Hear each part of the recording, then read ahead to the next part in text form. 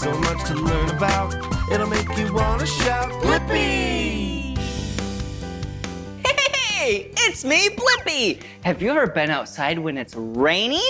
Yeah! What do you hold in your hand? Yeah, an umbrella, so then you don't get all wet.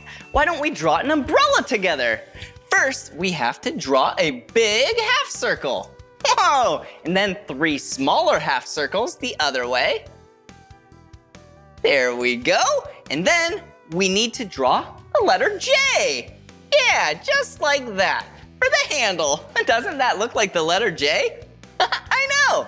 And then if we draw lines like this, yeah, it has little sections that we can color it in and make a very colorful umbrella. So let's add some red right there. Whoa! Let's add some green. Whoa! There we go. And let's add some blue. Whoa!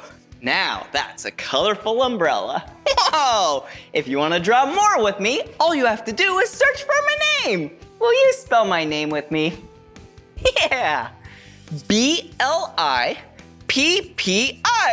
Blippi! All right, see you again. Bye-bye! Come on, everyone, let's make the